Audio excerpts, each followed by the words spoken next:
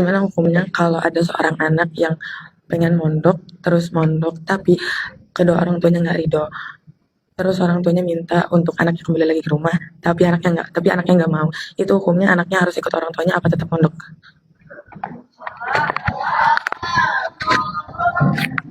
Bismillahirrahmanirrahim. Anak itu harus taat sama orang tua. Jadi anak itu harus taat sama orang tua. Kecuali bila orang tuanya bermaksiat kepada Allah, maka jangan taat. Orang tua bermaksiat kepada Allah seperti contoh orang tua melarang anak mondok. Itu bagian daripada maksiat. Jadi anak pengen menimba ilmu, tapi orang tuanya nggak boleh. Alasannya kiainya bakas nasab. Semisal, alasannya kiainya bakas nasab.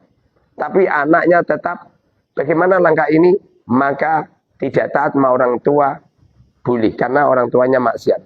Karena orang tuanya memberhentikan mondoknya anak, sementara mondok itu mencari ilmu dan mencari kebenaran. Dan yang paham tentang ilmu dan kebenaran adalah guru. Sehingga kamu tetap mondok semacam itu. Kemudian apa itu tidak diridho oleh orang tua. Sesungguhnya orang tuamu itu bermaksiat. Persis ada anak mau nikah. Ada lelaki perempuan sudah saling cinta. Wis kebelit nikah. Anaknya minta nikah sama orang tuanya nggak ngizinin. Bagaimana ini? Maka orang tua yang melarang anaknya nikah, padahal anaknya ini dua sejoli yang saling cinta dan rawan melakukan zina, maka orang tuanya ini maksiat. Sehingga melanggar aturan orang tua nggak jadi masalah. Karena orang tuanya adalah bermaksiat kepada Allah Subhanahu wa taala. Bagaimana jika dua orang ini terus nikah lari? Lari-lari kecil ya. Paham? Jadi taat kepada orang tua itu dalam ketaatan. Seperti contoh, orang tua nyuruh sama anak untuk mondok. Kamu wajib taat, karena taat. Tapi kalau kamu sudah ada di pondok, kemudian diberhentikan orang tuamu. Alasannya, nak, kamu berhenti nak. Ini Ustadz Muharrar, senengane bahas nasab semisal. Memberhentikan semacam itu adalah haram. Karena yang paham tentang hujah, yang paham tentang hukum itu guru. Siapa yang bilang saya membatalkan nasab? Bukan membatalkan nasab, memberitahukan kemungkaran. Memberitahu kemungkaran, melanggar aturan orang tuamu itu nggak masalah. Paham? Paham, Ning? Jadi melanggar aturan orang tua semacam itu nggak masalah. Kenapa seperti itu? Karena orang tuamu melakukan kemaksiatan. Anaknya masih pengen mondok, menimba ilmu, tapi orang tuanya tidak ngizinin. Kecuali lu ya, kamu udah pinter, udah waktunya nikah, umurmu juga sudah waktunya nikah, tapi orang tuamu menyuruh untuk boyong untuk nikah, tapi kamu tetap bersikeras untuk melanjutkan ngaji, kamu dosa. Karena kamu udah cukup umur dan cukup ilmu, semestinya harus taat sama orang tua untuk nikah. Paham, Neng? Tapi kalau model seperti tadi, semisal ya, kamu disuruh berhenti sama orang tuamu, alasannya apa? Alasannya gara-gara saya sering bahas nasab. Semisal, orang tuamu nyuruh kamu untuk boyong, maka tidak taat sama orang tua itu nggak apa-apa. Paham? Sebab yang paham tentang perkara hak dan perkara batil itu guru. Paham? Bismillahirrahmanirrahim. Assalamualaikum warahmatullahi wabarakatuh.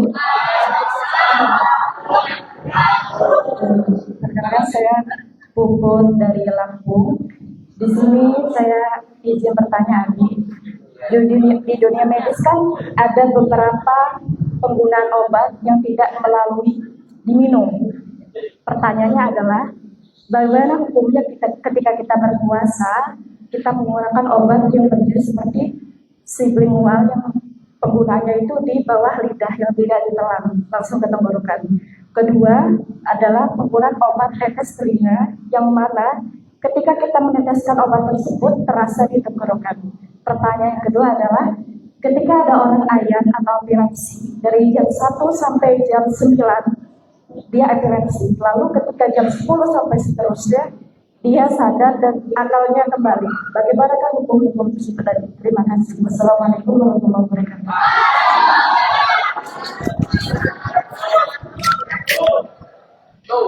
Waalaikumsalam warahmatullahi wabarakatuh.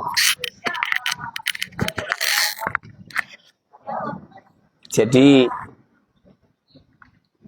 perkara yang membatalkan puasa adalah masuknya sesuatu di lubang yang menuju ke lambung.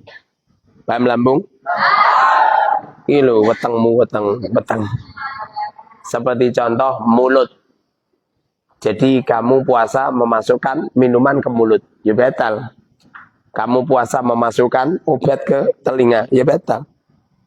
Karena ini menembus ke ini. Ya. Jadi kecuali mata. Kalau mata enggak. Jadi meneteskan air ke mata, apa obat ke mata walaupun terasa di tenggorok tidak batal. Begitu juga meletakkan obat, diletakkan di lidah semisal. Yang penting jangan ditelan. Itu enggak jadi masalah. Itu persis seperti orang yang waktu puasa gebyar sirah kayak kowe ini. Poso anggere poso mesti gebyar sirah. Ning sisih sekolah karo gebyar. Nih, seakan-akan kamu gak ikhlas dengan puasa itu.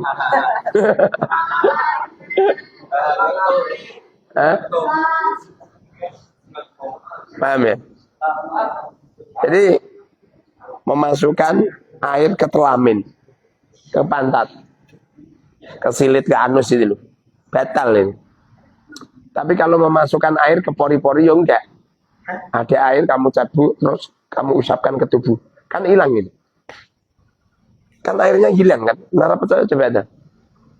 Caranya hilang kan? Meresep ke apa? Pori-pori.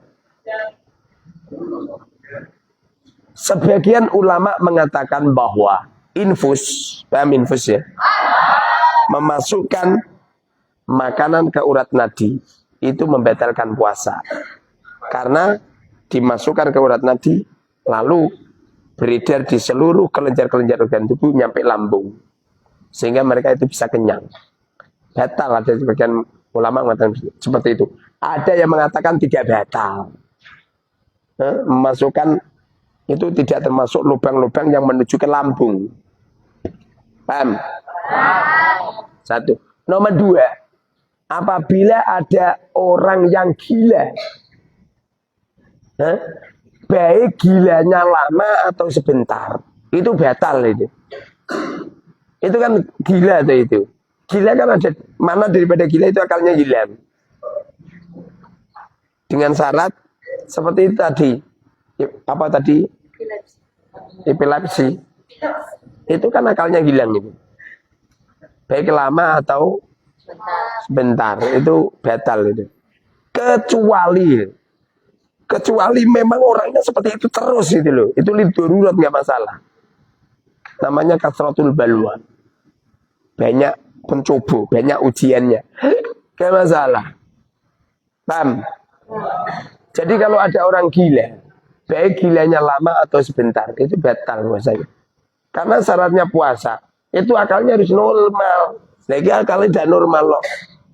Kecuali kalau anu loh, digetak loh. Loh orang digetak kan anu toh, akalnya kan gitu, sebentar ya kan. Kalau hanya sebentar saja nggak apa-apa, tapi kalau digetak, cuma kan nyampe 1 jam 2 jam batal itu puasanya. Kenapa kok batal?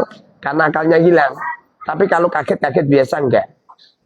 Kenapa kok kaget-kaget biasa? Enggak. Padahal kaget itu kan juga akalnya enggak hilang. Karena kasratul balwa. Karena kebanyakan orang ya kaget gitu.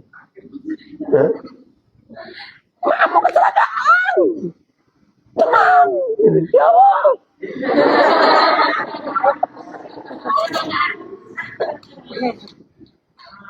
Maksudmu dia maafmu, mana pedusmu?